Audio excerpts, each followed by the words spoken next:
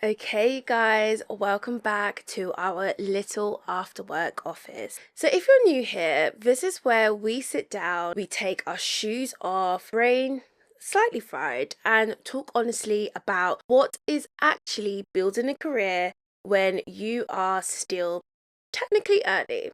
But everyone around you seems very happy for you to do the most. All right.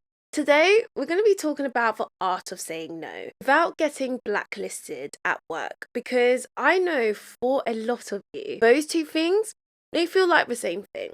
Like, if I say no, that's it, your promotion is gone, reputation is ruined, and my name or your name is quietly crossed off some invisible list. Now, I'm here to say we're not doing that over here. We're going to talk about how to be strategic with what you say yes and no to, so your career is moving in the direction you actually want, not just in the direction of whoever shouted the loudest that week. So if you haven't already, I would like you to hit follow or subscribe wherever you are listening, so you don't miss these office hours. We are building this in a weekly habit. So same energy, new angle each time. Okay, let me start with a little context and update of the week. So this week has been such a, well, I would say a weird mix. I've had some really good aligned yeses, things that actually match where I want to go, and then a couple of those sneaky, energy draining, why did I just agree to that yeses. Yeah, I know you know which ones I'm talking about. But on the other side, I've actually said yes to a couple of things that are clearly in my lane. Things such as supporting trainee teachers, planning content and workshops for young professionals, and doing stuff that lines up with this whole creator educator path which I am building. Those yeses feel expensive in terms of energy, but they are worth it. They are moving my story forward. And this is really what I would like us to focus on today when we're talking about things to say yes to and things to say no. But I'm not going to lie. Then there have been those other moments when I heard things like, can you just quickly? You'd be so good for this.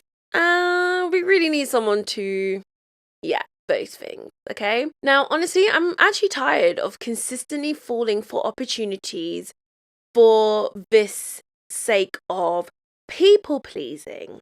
They are consistently catching me off guard. And I naturally go right back to people pleasing before my brain actually knows what it actually is doing. And suddenly, I'm now on this committee, which I didn't ask for, a project which has absolutely nothing to do with me. And these are things now that are not anything I am trying to become. And every time that happens, I'm like to myself, we need to talk about this, because that's how careers drift. Not usually from one big catastrophic choice, but from loads of small, unexamined yeses. And unfortunately, I learned this the hard way when I was working in schools. There was a point in my teaching career where I was asked to lead on a brand new BTEC program. And we're talking about designing the whole thing, the scheme of work, the assessment, the resources, and then actually needing to deliver it. It was a massive piece of work. And on paper, it looked like a dream opportunity. Now, I was approached by my head of department and also senior leaders, and they actually asked me, Shana, do you want to lead on this? You'll be amazing. It'll be good for your development. And of course, hearing things like that, like, it's gonna give you an ego, I said yes, because I was still pretty early in my career. I wanted to show I could lead something, and I wanted to be the face in the room that everybody knew. It felt like if I said no, that chance might never come around again. Now, to be fair, there were good bits. I learned a lot about project management, communication, problem solving, and I got used to sitting in meetings with senior staff, and I practiced holding my own a bit more. So it wasn't all pointless. But, and this is a big but, it pulled me massively away from the part of my career that I actually cared about long term, which for me has always been more pastoral, more mentoring, and developing people. I was pouring hours and hours into roles I wasn't passionate about, and just to prove that I could handle it. And because I was in full prove myself mode, I didn't delegate. I did everything. And if a task was even remotely connected to this BTEC stuff, I'll be like, it's fine, I'll do it. Because I wanted everyone to think, wow, she's so capable, she can run the whole thing. Did it make me look keen? Probably. Did it actually move me closer to the kind of leadership I wanted? Not really. If anything, it took energy away from the things that would have positioned me better in pastoral and mentoring roles. And it also put me right on the edge of burnout, which I must add does not make you more promotable, all right? And this is what I see a lot of you doing as well. Saying yes to extra things because they look vaguely leadership, or because you don't want to disappoint anyone. But when you zoom out, they are not on your path. They are somewhere off to the side. You are collecting random trophies you never actually wanted, or random certificates, okay? And now you're wondering why you are tired and still don't feel any closer to your actual goals. And it's not just an individual thing. This is the culture you've walked into. In the UK right now, younger workers are reporting really high levels of stress and burnout. A big part of it is these blurred boundaries going on. Unpaid overtime, constant messages, just one more thing requests. There is always an expectation. And a lot of early career people are quietly picking up extra work just to survive or to look keen or because it feels rude not to. Now, at the same time, there is this generational shift happening where younger professionals are starting to say, actually, long hours for the sake of optics doesn't equal ambition. Now, there's been these recent surveys of Gen Zs and younger millennials which keep showing the same thing. We care about meaningful work and clear boundaries more than we care about looking like the last person to leave the office. Now, for us, saying no to overwork is starting to be part of being professional and not the opposite. So, if you feel torn, like half of you is saying, Shana, I need to say yes to everything so they see me as committed, and the other half is whispering, I cannot keep this up. I want to say we are all in the same boat, and this is what we're going to be really diving into today. You've landed in this exact messy intersection where old school never say no culture is clashing with this new understanding, these new ideas that it won't draw lines. Now, we understand what burnout is, we understand careers which can potentially literally collapse if you don't do something about it. And that's really what I want this episode to sit in, and not say yes to everything and hope someone rescues you. I want us to look at what am I actually saying yes to right now? Does it match who I'm trying to become? And what could my career look like if I was a bit more selective? Okay, I think it might be time for us to officially open the office. Okay, doors open, you in the chair, and you've just said, I'm scared that I start saying no, I'm going to ruin my chances at work, Shana. Now, let's be honest about the first fear, because I don't actually think it's silly. It makes sense. And you are early in your career. You don't have decades of experiences to hide behind. And sometimes it feels like every opportunity, it's a one-time thing. You've been told to get your name out there. Be a team player. This will look good on your CV. So of course, when someone offers you something, your brain goes, if I don't grab this now, I'm done.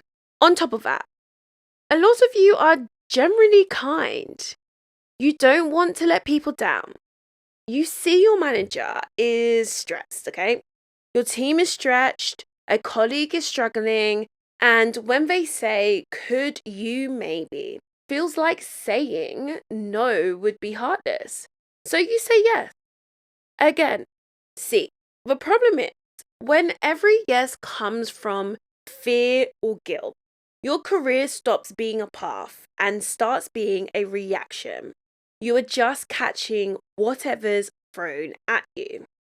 So let's talk about 3 big types of no that I want you to start even just noticing.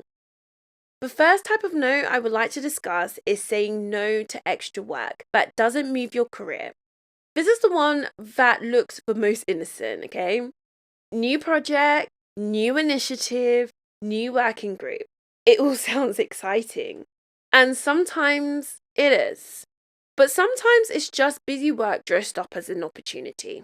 Think about my BTEC story. It looked like leadership, new program, new responsibilities, meetings with senior staff.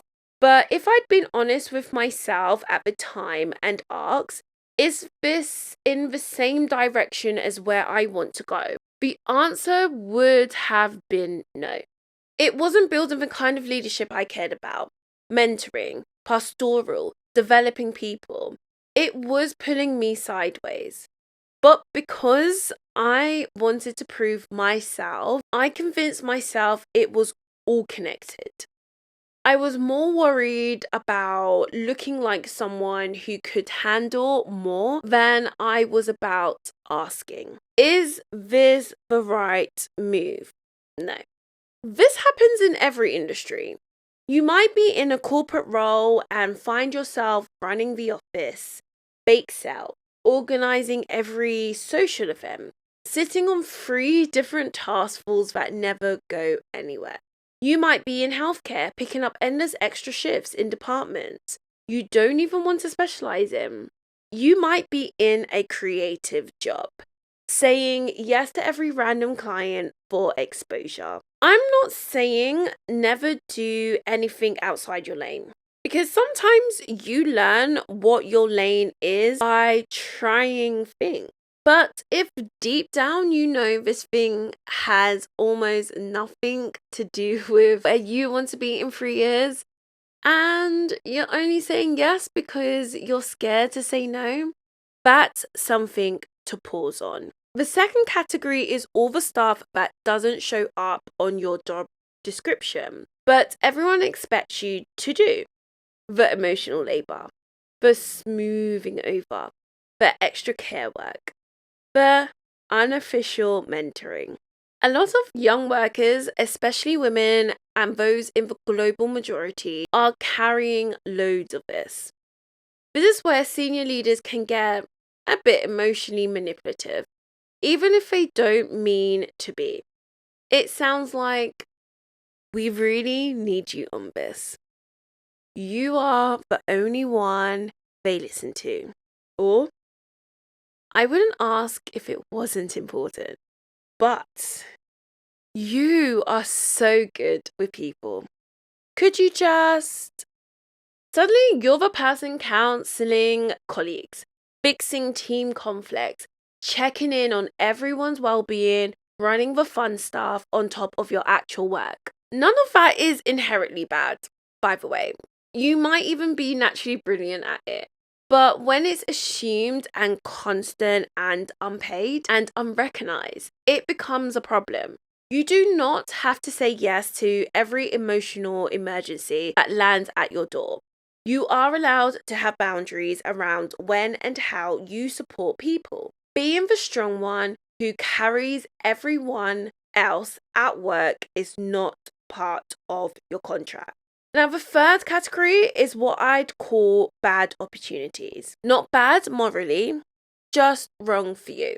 At this time, in this role, with your current capacity. This is when something pops up that is so far from your strength and your long-term direction that you have to reinvent yourself just to deliver it.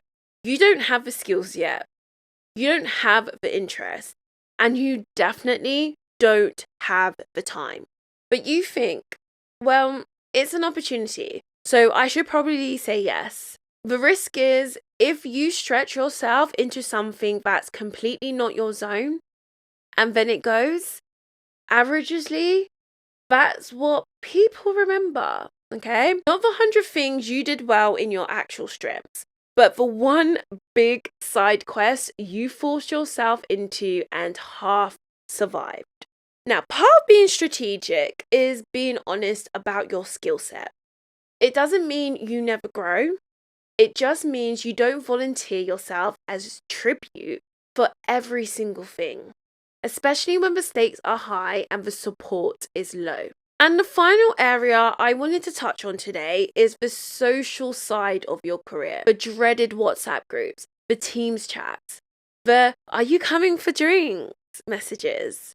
Now, in some workplaces, it can feel like you are being graded, not just on your job, but on how available and sociable you are 24/7. I'll be honest. One of the ways I protect myself now is being really selective about that kind of stuff. I don't join every work WhatsApp group. I don't want my phone pinging constantly with things I can't do anything about at 9 p.m. On Teams, I will mute chats if I need to, because my brain cannot be in 3 different digital rooms and also write a dissertation and also plan content and also even just rest. You are allowed to be that person, the one who comes to things they actually want to come to, who's friendly and professional, but who doesn't live in the group chat. You don't have to be at every drink, every lunch, every optional event to be considered committed. Sometimes the most committed thing you can do is go home, rest, and come back as an actual functioning human the next day. And just to connect this to the bigger picture, a lot of research on younger workers in the UK and globally is saying that boundaries are becoming part of what professionalism looks like for our generation. People are redefining good work as hitting your goals, doing high quality work, and protecting your health, not just being always on. So when you practice saying no to the constant noise, you are not being awkward. You are quietly aligning with where the world of work is headed. Now, underneath all of this, the real shift I want for you is this. You are not at work to be useful to everyone at all times.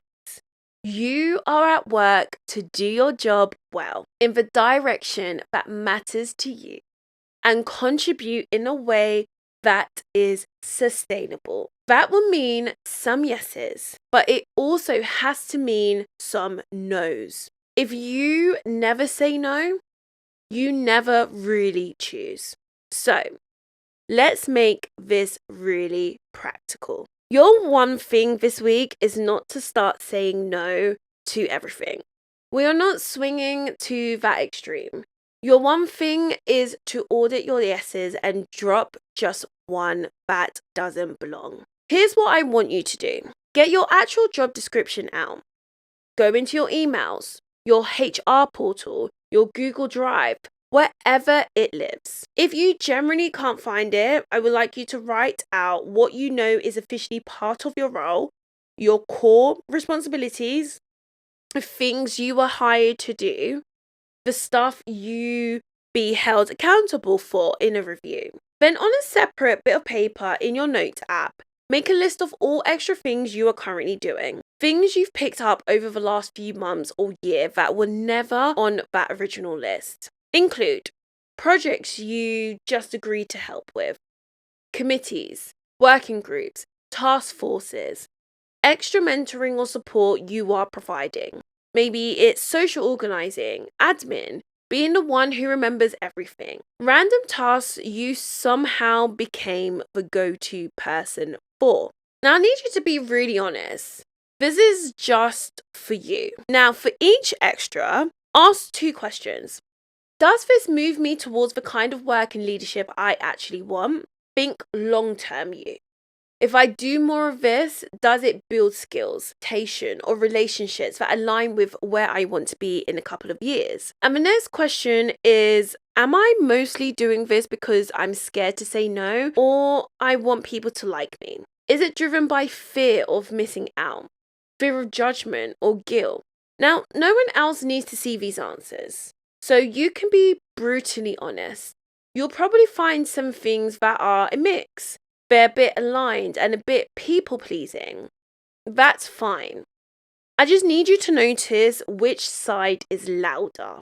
Now, from that list, I want you to choose one thing that is not in your job description and it's not clearly moving you in your chosen direction. And it's mostly powered by guilt, fear, or people-pleasing. That is the one thing you're going to start stepping back from. Once you started to step back from that one thing, maybe you say it this week. Maybe you start planning how you'll say it. I just want you to notice how much time and mental space does this actually free up? Where does your brain immediately want to fill that space? Do you reach for another unnecessary yes? Or do you feel a bit of relief, maybe even boredom? And then slowly realize you can put that energy somewhere that matters. What comes up emotionally? A lot of research on imposter feelings in early careers says that they flare up most when we are growing, when we are making changes, setting new standards, stepping even slightly outside the good girl or good boy box. That wobbly feeling you get when you say, actually, no, isn't always a sign you are doing something wrong. Sometimes it's just your nervous system adjusting to you taking yourself seriously.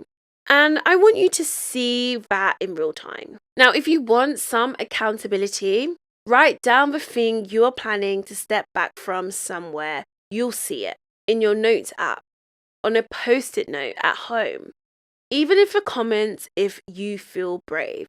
There's just something about naming it that makes it real.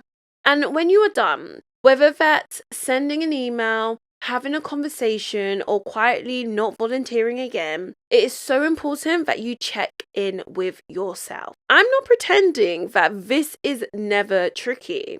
Some workplaces are more supportive than others, but I want you to at least experience that first moment of choosing alignment over automatic yes. So your body has evidence that you can survive it. 1 yes, 1 no. And that's all I'm asking for this week. All right, we're going to leave it there for today. Now, if you remember nothing else from this after work chat, remember this. You are saying no to the wrong things is exactly what makes space for the right things. Your career doesn't need you to be everything to everyone. It needs you to be clear. Around here, this is what we do every week. We talk honestly about what it feels like to be an early career professional. We unpack the stuff no one teaches you properly at work. And then we finish with one small thing you will actually do in your real life, not just think about it. So if you haven't already, hit follow or subscribe so you don't miss the next one. And next time, we're going to talk about what it's like when you are the only one who looks like you in the room. The identity stuff, the am I representing everyone now type of pressure. How it changes the way you speak up and how you can still lead in those spaces without shrinking or performing. For this week, your job is simple. Pull up your job description, look at everything you've added on top and choose one thing to start stepping back from. Then pay attention to what that opens up in your calendar and in your mind. I'm so proud of you for even considering saying no in a world that has trained you to say yes to everything. You are allowed to build a career that's strategic, sustainable, and actually yours. I'll see you next time in the office.